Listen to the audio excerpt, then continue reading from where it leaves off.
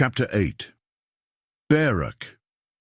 The hooded warriors stepped together through the swirling, colorful portal and entered the Garnet Realm. Ruabaki's haunting chant filled the air, more than just a sound. It felt alive, ancient and powerful, wrapping around them and pulling at the fabric of the world. Each note seemed to carry the voices of past Garnet warriors, their legacy echoing through time. When the warriors reached the black sands of Garnet Beach, the world felt charged with energy. The sand sparkled in the stormy gloom, each grain dusted with garnet, and the air buzzed with anticipation. Lightning flashed above the rough horizon, lighting up their cloaks and casting long shadows across the shore. Their hearts pounded as they felt destiny settle on their shoulders.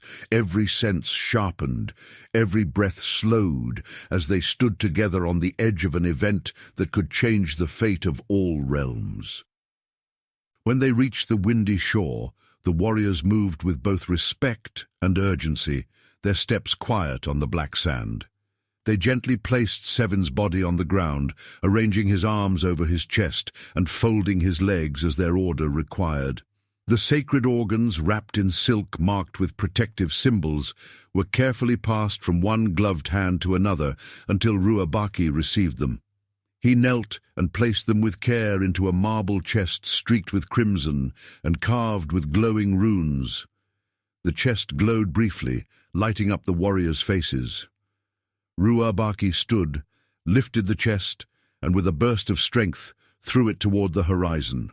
It arced in a flash of light before disappearing over the sea. The warriors then lined up at the water's edge, their cloaks whipping in the wind, united as they looked out into the storm. Perched atop a jagged black granite boulder, Ruabaki's silhouette was outlined by the flicker of lightning. He raised his arms, and his voice surged with commanding authority, chanting in an ancient guttural tongue whose syllables vibrated with the force of raw magic. Every word seemed to weave the gathered warriors' collective will into a living tapestry, their unity becoming palpable. The others joined him, their voices rising in harmony, forming a mighty chorus that echoed across the roaring surf and battered sky. The sound resonated in the very bones of the land, stirring ancient forces slumbering beneath the beach and deep within the sea. Above them, the sky turned dark and stormy, streaked with bright lightning. The calm sea became wild, with waves crashing hard against the shore. Still, the Garnet warriors stood firm, chanting with hope in their eyes, even as chaos surrounded them. Their unity felt like a shield against the storm. As they sang, garnet-colored rain fell on their cloaks, each drop glowing, while the rising water moved closer to Ruabaki, pulled by their combined strength. As the storm reached its peak, Ruabaki turned to the sea, his eyes shining with garnet light that inspired both awe and fear. The wind roared, waves rose high, and rain poured down. Then, with one last loud note, the chanting stopped. Silence followed, broken only by the sound of rain fading away. The storm slowly calmed, the waves settled, and the garnet rain stopped, leaving a tense, expectant quiet. The air felt charged, as if everything was waiting for what would happen next. As tranquility returned, the surface of the sea broke with a colossal surge. Rising from the foaming waves was a titanic water creature. Its body coiled and serpentine, covered in abyssal scales that shimmered with iridescent crimson and black. The beast's eyes glowed with ancient intelligence, their gaze fixed on Sevyn's body. With a sound like a mountain collapsing, it lunged forward, jaws opening wide to engulf Sevyn in a single fluid motion. Its tail, ridged and glistening, crashed down with a thunderous strike, sending up a geyser of garnet-tinted spray as the creature dragged its prize down into the churning depths of the Garnet Sea. In seconds, both hero and monster vanished, leaving ripples that glowed with lingering magic. "It has begun," Ruabaki said, his voice serious and full of awe, just loud enough to be heard over the fading storm. Lightning flashed on the horizon, lighting up his face as he stood still.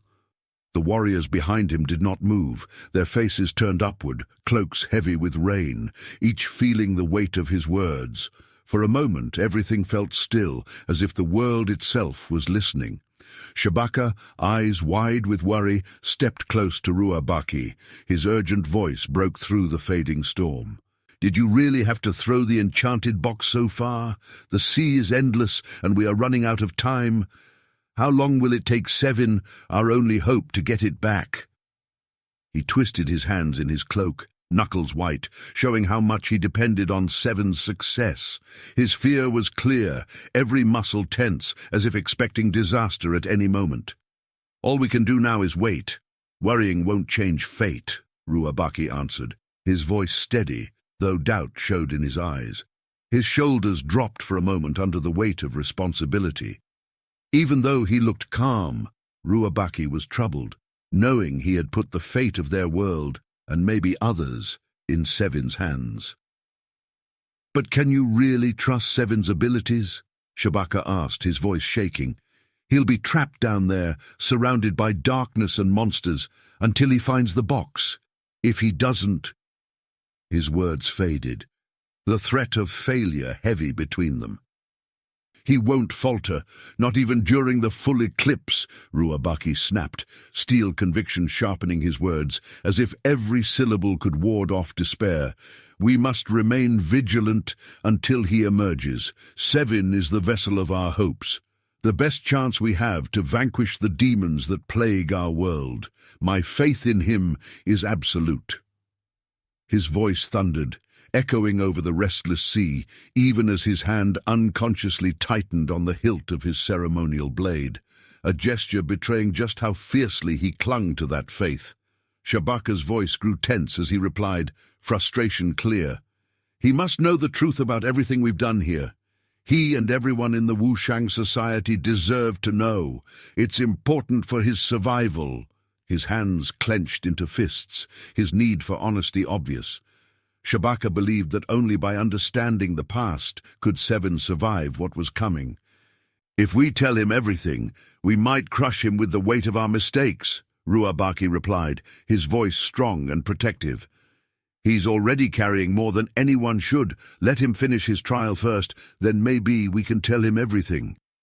As the two brothers moved away from the gathered warriors, the air between them crackled with unresolved tension, a storm contained within whispered words and unspoken fears. Hope, dread, and the crushing weight of responsibility tangled between them, each emotion vying for dominance. Every heartbeat, every glance exchanged, seemed to carry an omen. The uncertain future looming over Sevyn's trial, the sense that fate itself was crouched on the horizon, waiting to reveal its hand. The wind keened along the beach, carrying the taste of salt and the scent of distant rain, underscoring the gravity of what was at stake. "This is not a small problem," Shabaka said, his voice urgent and worried. He stepped closer, eyes intense. "If Sevyn can't control the medallion, it will keep absorbing the worst spirits, anger, envy, and despair, until it draws every monster hiding in the shadows. They'll invade our realm, breaking the last barriers between order and chaos, and paradise will be lost to nightmares. The consequences could be terrible, brother." He leaned in, breathing hard, his warning as heavy as the storm above the sea. Ruabaki narrowed his eyes, his jaw set with determination, the marks of battle and duty clear on his face. "I know what's at stake," he said quietly, each word heavy with memories of past wars. "That's why I built 5 magic prisons beyond the mountain. Each one is woven with spells strong enough to hold even our worst enemies. We must guard against darkness, mixing with our light, never letting the shadows outnumber the dawn. Vigilance is our only shield against the chaos that hunts us." He looked out over the horizon, searching for threats beyond the stormy peaks. Shabaka scoffed, a brittle sound barely masking the tension thrumming beneath his words, a tension like a coiled spring, ready to snap at the slightest provocation. Do you truly think those creatures aren't clever enough to find loopholes? They've survived centuries by adapting, merging, and outwitting every trap we set. Don't underestimate their cunning, brother." His voice was low but urgent, the warning clear in the set of his jaw and the wariness in his eyes. "As long as we keep patrolling our sacred borders, our world will be safe," Ruabaki replied, his voice steady and proud. "We know every path through the zones, every hidden threshold and creaking bridge, even the sound of mosquitoes at dusk. We've walked these lands for generations, and our vigilance has kept evil away. Don't let fear cloud your judgment, Shabaka. We must trust in our preparation and in each other. Never underestimate your adversary." Shabaka's voice rang out, sharp and insistent, slicing through the thickening tension. Passion and fear warred in his gaze, his eyes burning with the need to be heard. "The greatest danger lies in complacency. The moment you believe yourself untouchable is the moment darkness finds a way in. We must be vigilant, brother, always." He jabbed a finger toward the black peaks, the storm clouds gathering as if to echo his warning. "Time is running out, brother," Shabaka warned, his voice low as the shadows grew longer over the sand. "The sea may not calm Sevyn, and the ritual will test him in ways we can't predict. Will he return before the eclipse covers the sun? If he fails, the loss will weigh on you."